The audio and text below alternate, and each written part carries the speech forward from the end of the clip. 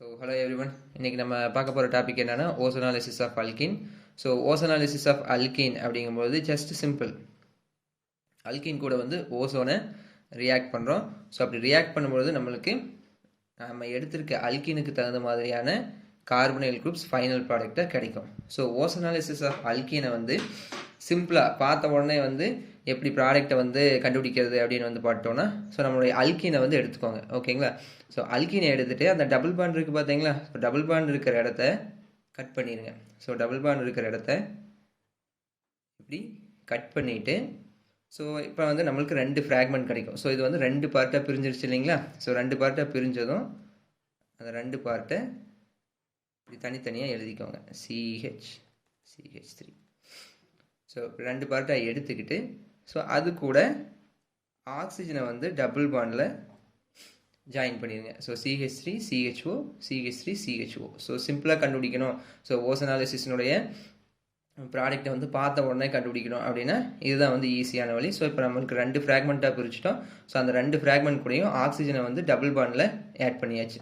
So இதுதான் வந்து இந்த இடத்துல நம்மளுக்கு ஃபைனல் ப்ராடக்டாக இருக்குது. ஸோ இப்போது இது வந்து இப்போ நம்ம சொல்லியிருக்கிறது வந்து பார்த்தோம்னா சிம்பிளாக ஏதாவது ஒரு 1 மார்க்கில் கேட்டாவோ இல்லை நம்மளுடைய ஸ்கூல் டெஸ்ட்டு எக்ஸாமில் கேட்டால் வந்து எழுதிடலாம். ஸோ இப்போ நம்ம ஆக்சுவலாக வந்து நம்ம ஒரு நீட்டுக்கோ இல்லை ஜேஇக்கோ ப்ரிப்பேர் பண்ணுறோம் அப்படிங்கும் பொழுது, ஸோ இதை வந்து மெக்கானிசமாக வந்து நம்ம எப்படி அப்ரோச் பண்ணுறது அப்படிங்கிறது தான் நம்மளுக்கு வந்து முக்கியம்.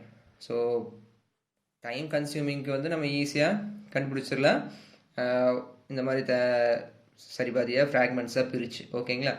ஸோ ஆனால் நம்மளுக்கு வந்து இதனுடைய ஒரு நல்ல அண்டர்ஸ்டாண்டிங் வந்து தேவை. அப்படிங்கும்போது நம்ம என்ன பண்ணணும் அப்படின்னு பார்த்தோன்னா, நம்ம மெக்கானிசம் வந்து புரிஞ்சுக்கணும். ஸோ இப்போ நம்மளுக்கு நல்லா தெரிஞ்சே ஆகணும் அதனுடைய டீட்டெயில் ஸ்டடி அப்படின்னா மெக்கானிசம் வந்து படித்து தெரிஞ்சுக்கலாம். ஸோ அந்த மெக்கானிசம் வந்து எப்படி அப்படிங்கிறத வந்து பார்ப்போம். So first ozonolysis of alkyne வந்து என்ன டைப் ஆஃப் ரியாக்ஷன் அப்படின்னு வந்து பார்த்தோன்னா, ஒரு ஆக்சிடேஷன் ரியாக்ஷன் அப்படின்னு எடுத்துக்கலாங்களா? ஸோ இந்த இடத்துல வந்து நம்ம ஆக்சிடேஷனை வந்து ஆட் பண்ணியிருக்கோமா? ஸோ ஓசோனாலிஸ் ரியாக்ஷன் வந்து ஃபர்ஸ்ட் ஆஃப் ஆல் ஒரு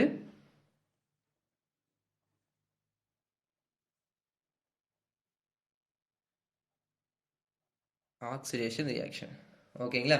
ஸோ இந்த இடத்துல நம்ம யூஸ் பண்ணுற மெயினான ரியாக்டன்ட் வந்து பார்த்தோன்னா அல்கீனும் ஓசோனும். ஸோ ஓசோனுடைய ஸ்ட்ரக்சர் வந்து உங்களுக்கு தெரியும், -+. ஸோ இந்த இடத்துல நம்ம யோசிக்க வேண்டியது என்ன அப்படின்னு வந்து பார்த்தோன்னா, ஓசோன் என்னவா ஆக்ட் ஆகுது, நம்மளுடைய இன்னொரு ரியாக்டன்ட் அல்கின் வந்து என்னவா ஆக்ட் ஆகுது அப்படிங்கிறது வந்து ஃபஸ்ட்டு கண்டுபிடிக்கணும். ஸோ இந்த இடத்துல ஓசோன் மேலே பார்த்துட்டிங்கன்னா நம்மளுக்கு ஒரு பாசிட்டிவ் சார்ஜ் இருக்குது, ஃபார்மல் பாசிட்டிவ் சார்ஜ் இருக்குது. ஸோ இதனுடைய ரெசனன்ஸ் எல்லாம் வந்து 11th வரும், அங்கே நீங்கள் பார்த்துருப்பீங்க அப்படின்னு நினைக்கிறேன். ஸோ நம்ம அந்த வீடியோஸும் தனியாக போடலாம். ஸோ இது வந்து பாசிட்டிவ் சார்ஜ் இருக்குது அப்படிங்கிறங்காட்டி நம்மளுடைய ஓசோன் வந்து இங்கே என்னவா ஆக்ட் ஆகும்னா எலக்ட்ரோஃபைலாக ஆக்ட் ஆகும். எலக்ட்ரோஃபைலாக ஆக்ட் ஆகும். நம்மளுடைய அல்கின் வந்து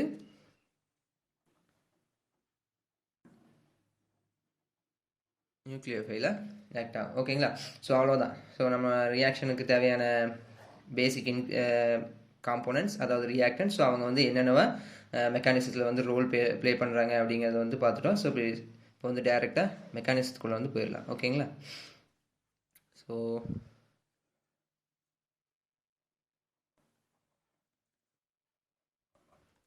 மெக்கானிசம், ஸோ ஃபஸ்ட்டு வந்து நம்மளுடைய alkene CH double bond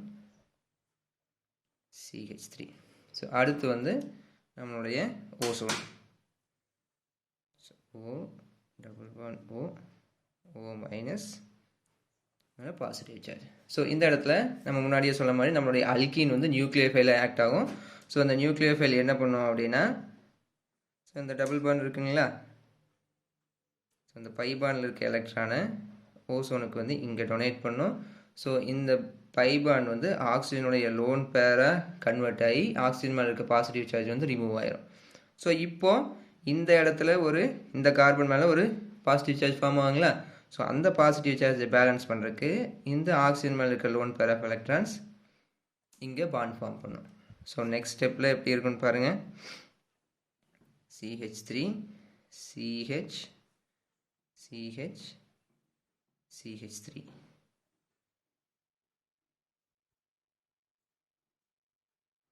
so நம்மளுக்கு வந்து இந்த மாதிரியான ஒரு அன்ஸ்டேபிள் ஸ்ட்ரக்சர் வந்து ஃபார்ம் ஆகும். ஸோ இப்போது இந்த அன்ஸ்டேபிள் ஸ்ட்ரக்சர் என்ன ஆகும் அப்படின்னு பார்த்தோன்னா, நம்மளுடைய இந்த சென்டர் ஆக்சிஜன் இருக்குங்க இல்லையா? ஸோ இப்போது ஓகே, எல்லாத்துக்கும் வந்து லோன் பேர் ஆஃப் எலக்ட்ரான்ஸ் வச்சாச்சு. ஸோ இப்போ இந்த ஆக்சிஜன் இருக்குது பார்த்தீங்களா? ஸோ இந்த ஆக்சிஜன் என்ன பண்ணும், இதோட லோன் பேர் ஆஃப் எலக்ட்ரான்ஸை இங்கே டொனேட் பண்ணும். ஸோ இந்த கார்பனுக்கும் இந்த கார்பனுக்கும் இடையில இருக்க பாண்ட் பிரேக் ஆகும். ஸோ இது வந்து இங்கே பை பாண்டாக ஷிஃப்ட் ஆகும்பொழுது இந்த ரெண்டு ஆக்சிஜனுக்கும் இடையில இருக்க பாண்ட் பிரேக் ஆகி இந்த ஆக்சிஜன் மேலே வந்து லோன் பேர் ஆஃப் எலக்ட்ரான்ஸ் வந்து ஃபார்ம் ஆகும். ஸோ நெக்ஸ்ட் ஸ்டெப் எப்படி இருக்குன்னு பார்ப்போம். So CH3 C double bond O H plus CH3 CH double bond O O minus. So இந்த ஆக்சிஜன் மேலே வந்து ப்ளஸ் சார்ஜ்.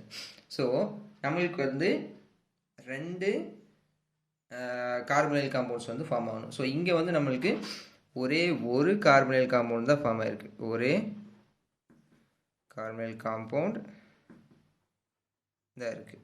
ஸோ அப்புறம் நம்மளுக்கு வந்து இன்னொரு ஃப்ராக்மெண்ட் வந்து, ஸோ இந்த இன்டர்மீடியேட் வந்து ரெண்டாக உடஞ்சிருக்கு. ஸோ ஒரு ஃப்ராக்மெண்ட் வந்து நம்மளுக்கு தேவையான கார்பனைல் காம்பவுண்ட். ஸோ இன்னொரு ஃப்ராக்மெண்ட் வந்து என்ன அப்படின்னு வந்து பார்த்துட்டிங்கன்னா கார்பனைல் ஆக்சைடு அப்படின்னு சொல்லுவோம். கார்பனைல் ஆக்சைடு இன்னொரு இது. ஸோ இனிமேல் வந்து நம்ம ரியாக்ஷனுக்கு நம்மளுடைய ப்ராடக்ட் வந்து கார்பனைல் காம்பவுண்ட் வந்து ஃபார்ம் ஆகலை, ஒன்று தான் ஃபார்ம் ஆகிருக்கு. ஆனால் வந்து நம்மளுக்கு ரெண்டு ஃபார்ம் ஆகணும். ஸோ இந்த கார்பனைல் காம்பவுண்டும் கார்பனைல் ஆக்சைடும் வந்து ஃபர்தராக வந்து ரியாக்ட் ஆகும். ஸோ ஃபர்தராக வந்து எப்படி ரியாக்ட் ஆகும் அப்படின்னு பார்த்தோன்னா, ஸோ இதை தனியாக எழுதிக்கலாங்களா? ஸோ ஓகே, பார்த்துக்கோங்க எப்படி இருக்குன்னு. ஸோ இதை வந்து நம்ம திரும்பவும் தனியாக எழுதிக்குவோம். CH3 C double bond O H. So அந்த கார்பனைல் காம்பவுண்ட் வந்து நான் அப்படியே வந்து தலைகளை எழுதிக்கிறேன். ஓகேங்களா? H CH CH3 வெயிட் சரி H வராது. Double bond O minus. So இங்கே ப்ளஸ் போட்டுக்கலாம். ஸோ இப்போ வந்து என்ன ஆகுது அப்படின்னு பார்த்துட்டோம் அப்படின்னா, ஆக்சிஜன் மேலே நெகட்டிவ் சார்ஜ், ஸோ இந்த ஆக்சிஜன் மேலே ஃபார்மல் பாசிட்டிவ் சார்ஜ். ஸோ இப்போது இந்த ஆக்சிஜன் மேலே இருக்க லோன் பேர் ஆஃப் எலக்ட்ரான்ஸ் இந்த கார்பனைல் குரூப்பை வந்து அட்டாக் பண்ணும், கார்பன் அட்டாக் பண்ணும். ஸோ இந்த பை பாண்ட் பிரேக் ஆகி இந்த கார்பன் அட்டாக் பண்ணும் பொழுது நம்மளுக்கு இந்த பை பாண்ட் பிரேக் ஆகி ஆக்சிஜன் மேலே இருக்க formal positive charge lone pair electrons கிடைக்கும்போது ரிமூவ் ஆகிடும். ஓகேங்களா? ஸோ நெக்ஸ்ட் ஸ்டெப் வந்து எப்படி இருக்கும் அப்படின்னு பார்த்தோன்னா, CH3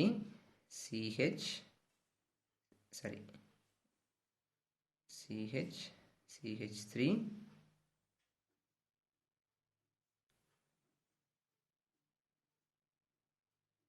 ஓகேங்களா? ஸோ இதுதான் வந்து நம்மளுடைய இம்பார்ட்டன்ட் இன்டர்மீடியேட். ஸோ இந்த இடத்துல வந்து எந்த பாண்டும் இல்லை, ஸோ அடிச்சிட்டேன், ஸோ தெரியாமல் போட்டேன். ஸோ இதுதான் வந்து நம்மளுடைய இம்பார்ட்டன்ட் இன்டர்மீடியேட். நம்ம ஓசனாலிஸ் ரியாக்ஷனுடைய இன்டர்மீடியேட் ஓசனைடு. ஓகேங்களா? ஸோ இந்த இன்டர்மீடியேட் வந்து ஃபர்தராக பிரேக் ஆகி நம்மளுக்கு தேவையான ப்ராடக்டை வந்து கொடுக்கும். ஸோ இது வந்து எப்படி ஃபர்தராக பிரேக் ஆகுது அப்படின்னு வந்து பார்த்துட்டோம் அப்படின்னா, மெட்டல்ஸ், ஸோ ஏதாவது ஒரு மெட்டல்ஸை வந்து நம்ம ஆட் பண்ணும் பொழுது இந்த காம்பவுண்ட், ஸோ இந்த பர்டிகுலர் ஓசனைடு வந்து பிரேக் ஆகி நம்மளுக்கு தேவையான ஃபைனல் ப்ராடக்ட்ஸை கொடுக்கும். ஸோ இந்த இடத்துல நான் வந்து புக்கில் கொடுத்துருக்க ஜிங்க் வந்து ஆட் பண்ணுறேன். ஸோ ஜிங்க் வந்து ஆட் பண்ணும்போது என்ன ஆகும்னா, ஜிங்க் அதனுடைய எலக்ட்ரான்ஸை இந்த ஓசனையில் இருக்க ரெண்டு ஆக்சிஜன், கீழே இருக்கிற இந்த ரெண்டு ஆக்சிஜனில் ஏதாவது ஒன்றுக்கு டொனேட் பண்ணும். ஸோ அப்படி டொனேட் பண்ணும்பொழுது, ஸோ ஆக்சிஜனுக்கு வந்து 3 பாண்ட் ஃபார்ம் ஆகிற சுச்சுவேஷன் வருங்களா? ஸோ இதுவும் 2 எலக்ட்ரான் டொனேட் பண்ணி பாண்ட் ஃபார்ம் பண்ணும். ஆல்ரெடி 2 இருக்குது. ஸோ 3 பாண்ட் ஃபார்ம் ஆகிற சுச்சுவேஷன் வந்ததும் என்ன ஆகும்னா, இந்த ஆக்சிஜன் பாண்ட் வந்து பிரேக் ஆகி இங்கே ஷிஃப்ட் ஆகும். ஓகேங்களா? ஸோ அப்போது இந்த கார்பனுக்கு வந்து 4 பாண்ட் ஃபார்ம் ஆல்ரெடி 4 பாண்ட் இருக்குது, 1 2 3 4 இருக்குது. ஸோ இந்த பாண்ட் வந்து பை பாண்டாக ஷிஃப்ட் ஆகும் பொழுது இந்த கார்பன் ஆக்சிஜன் பாண்ட் வந்து இங்கே ஷிஃப்ட் ஆகும். ஓகேங்களா? ஸோ இப்போ வந்து என்ன ஆகும், இந்த கார்பன் ஆக்சிஜன் பாண்ட் வந்து திரும்ப வந்து ஜிங்க்குக்கு வந்து டொனேட் பண்ணும். ஜிங்க் வந்து 2 எலக்ட்ரானை டொனேட் பண்ணும்பொழுது ஜிங்க் 2+ மாறும். ஸோ அதில் ஒரு என்ன சொல்ல சரி 2 எலக்ட்ரானை டொனேட் பண்ணி ஜிங்க் 2+ மாறும். ஸோ ஜிங்க் 2+ மாறும்பொழுது என்ன ஆகும், ஆக்சிஜன் கூட வந்து ஒரு பாண்ட் ஃபார்ம் ஆகிருக்குங்களா. ஸோ அப்போ வந்து ஜிங்க் ப்ளஸ்ஸாக தான் இருக்கும். தென் அந்த ப்ளஸ் சார்ஜை வந்து பேலன்ஸ் பண்ணுறதுக்காக இந்த பாண்டிங் எலக்ட்ரான்ஸ் இங்கே ஷிஃப்ட் ஆகும்பொழுது நம்மளுக்கு ஃபைனல் ப்ராடக்ட் ஜிங்க் ஆக்சைடு வந்து ஃபார்ம் ஆகும். ஸோ இப்போது இது ஒரு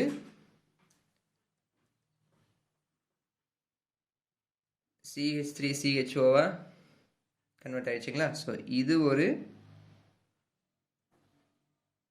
CH3CHOவா கன்வெர்ட் ஆயிடுச்சு. நம்மளுக்கு பேலன்ஸ் இருக்கிறது ஆக்சிஜனும் ஜிங்க்கும். ஸோ நம்மளுக்கு ஃபைனல் ப்ராடக்ட் என்ன கிடைக்குன்னு பாருங்கள், 2 CH3CH double bond O plus zinc oxide. So already first bond வந்து எலக்ட்ரானை டொனேட் பண்ணி செகண்ட் பாண்ட் வந்து இந்த பாண்டிங் எலக்ட்ரான்ஸ் வந்து இங்கே ஷிஃப்ட் ஆகும்போது பை பாண்ட் வந்து ஃபார்ம் ஆயிருக்கு ஜிங்க் ஆக்சைடில். ஸோ இந்த ஜிங்க் ஆக்சைடை ஃபர்தராக நம்ம வாட்டர் கூட வந்து ரியாக்ஷன் பண்ணும்போது நம்மளுக்கு திரும்பவும் ஜிங்க்கும் H2O2 ஹைட்ரஜன் பெராக்சைடும் கிடைக்கும். ஸோ அது வந்து நம்மளுக்கு தேவையில்லை. ஓகேங்களா? ஸோ ஜஸ்ட் வந்து நீங்கள் ஹைட்ரஜன் பெராக்சைடு மட்டும் ஞாபகம் வச்சுக்கிட்டா போதும். ஸோ மற்ற ரியாக்ஷன் வந்து உங்களுக்கு வந்து ரொம்ப இம்பார்ட்டன்ட். ஸோ இப்போ வந்து பார்த்துட்டோன்னா இதுதான் வந்து நம்மளுடைய ஓசனாலிசிஸ் ஆஃப் அல்கீன்ஸு. ஸோ உங்களுக்கு வந்து புரிஞ்சிருக்கும்னு நினைக்கிறேன். ஜஸ்ட் நீங்கள் ஸ்கூல் எக்ஸாம் பாயிண்ட் ஆஃப் வியூவில் பார்த்துட்டோன்னா நம்ம சொன்ன அந்த ஒரு நிமிஷத்துக்குள்ளேயே சொன்னோம். ஸோ நீங்கள் மனப்பாடம் பண்ண வேண்டியது எல்லாமே வந்து மனப்பாடம் கூட பண்ண வேண்டியதில்லை. ஸோ நம்மளுக்கு கொஷின் பேப்பர்லேயே கொடுத்துருவாங்க, ரியாக்டன்ட் ரெண்டுமே. ஸோ அல்கீனும் ஓசோனும் வந்து கொடுத்துருவாங்க. ஜஸ்ட் நீங்கள் வந்து ப்ராடக்ட் கண்டுபிடிக்கிறதுக்கு டபுள் பாண்டுக்கு மேலேருந்து சரி பாதியாக கோடு பிரிச்சுங்க. ஸோ இந்த 2 சைடும் என்னென்ன இருக்கோ ஸோ அது கூட வந்து ஆக்சிஜனை வந்து டபுள் பாண்டில் வந்து எழுதிட்டா அதுதான் வந்து உங்களுடைய ஃபைனல் ப்ராடக்ட். ஓகேங்களா? ஸோ இல்லை ஃபர்தராக மெக்கானிசம் எல்லாம் தெரிஞ்சுக்கணும் அப்படிங்கும்போது நம்மளுக்கு வந்து இந்த mechanism NEET JEE point of வியூவில் வந்து ஹெல்ப்ஃபுல்லாக இருக்கும். ஸோ இந்த வீடியோ வந்து உங்களுக்கு புரிஞ்சிருக்கும்னு நினைக்கிறேன். ஸோ புரிஞ்சதுன்னா எல்லோரும் சொல்கிறது தான் லைக், ஷேர், சப்ஸ்கிரைப் எல்லாம் பண்ணி விடுங்க. ஸோ பார்க்கலாம் அடுத்த ஒரு நல்ல வீடியோவில்.